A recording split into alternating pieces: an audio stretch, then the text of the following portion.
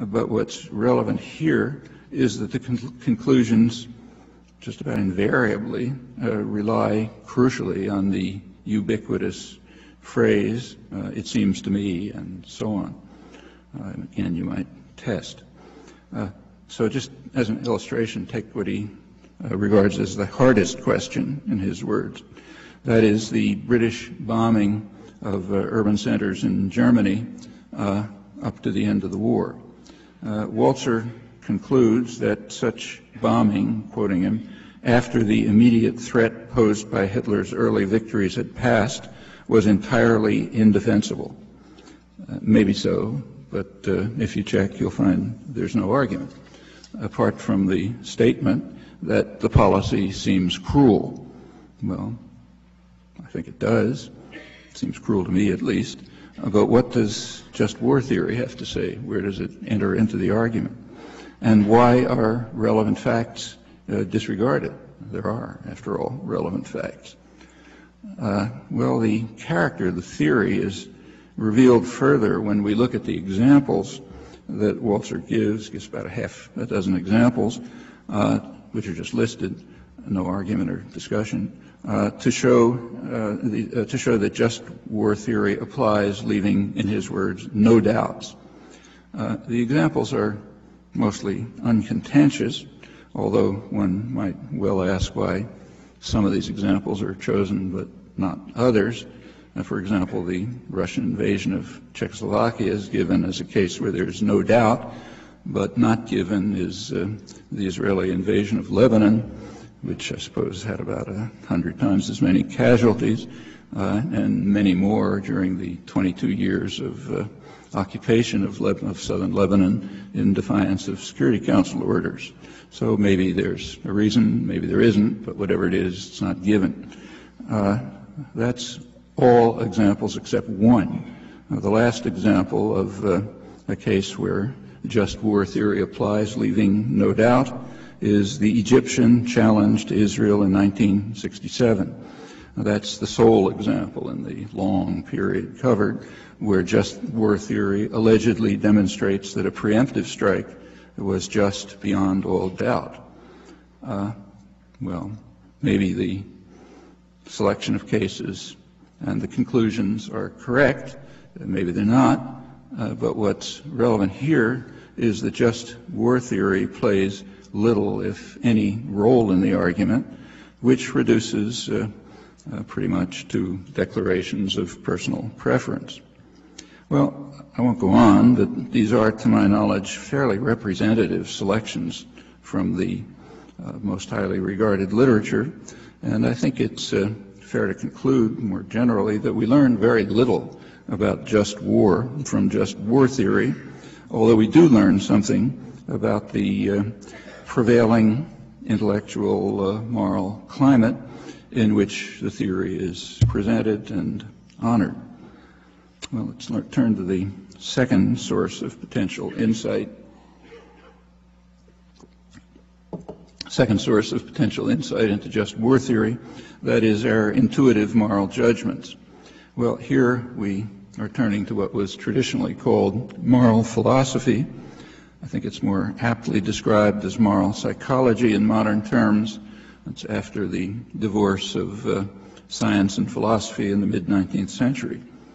A century before that, David Hume had done his classic work on what he called the springs and origins of human nature. Hume recognized that knowledge and belief are grounded in what he called a species of natural instincts, part of our inherent mental nature. He recognized also that something similar must be true in the domain of moral judgment. His reason was that our moral judgments are unbounded in scope. We are constantly applying them in systematic ways to new circumstances in a manner that's intelligible to others. Hence, they too must be founded on general principles that are part of our nature, although beyond what he called our original instincts, meaning the narrower instincts that we share with animals. Well, that insight, which I think is accurate, should lead directly to efforts to develop something like a grammar of moral judgment. That's an enterprise very much like the inquiry into the principles that are encoded somehow in our brains that permit us to do what you and I are now doing, and more broadly to produce and understand linguistic expressions over an unbounded range and use them in a way which is appropriate to circumstances and intelligible to others, even though they may be quite new in our own history, our own experience, in fact all of history. Well, as was recognized a century before Hume, these principles must be universal, hence grounded in our nature and the basis for acquisition of any particular language. Today we would say that the principles of language and moral judgment are part of our genetic endowment, part of human biology. In both cases, they're culturally specific and universal aspects. In both the case of internal faculties of language and moral judgment, these things can be studied. They're part of science, and in fact studied in rather similar ways.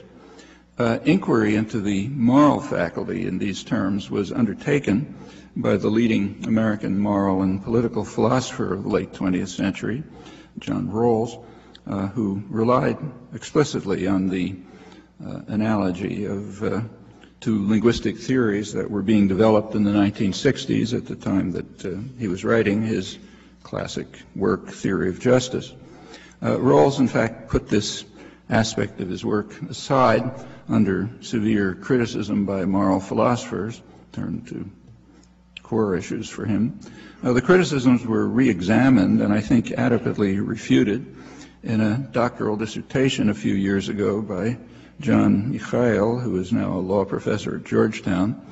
A forthcoming book of his, based on the dissertation, develops this and also presents empirical investigation of moral judgments in puzzling thought experiments that have been designed by moral philosophers. This experimental work reveals that intuitions in these quite puzzling cases are typically instantaneous and reflexive in adults and children with systematic changes through early childhood development, much as in other aspects of development. He then goes on to develop a theoretical explanation in terms of fixed principles that can be regarded as a development of Rawls' Theory of Justice and the much earlier work of Hume and other classical writers on our natural instincts. Now, there's another book soon to come out by Harvard primatologist and cognitive scientist Mark Hauser, carrying such inquiries further. It includes comparative studies and more general ideas about what he calls the moral organ, analogous to the language organ, other subcomponents of the cognitive systems that are a core part of our biological nature. Well, in recent years, these topics have become a lively field of theoretical and empirical inquiry from many points of view. Incidentally, these are study of principles that underlie intuitive conceptions of justice and rights and their cultural variety, their limited cultural variety, and their universal properties. That could someday provide foundations for a more substantive theory of just war, but it remains largely a task for the future. It's underway in interesting ways.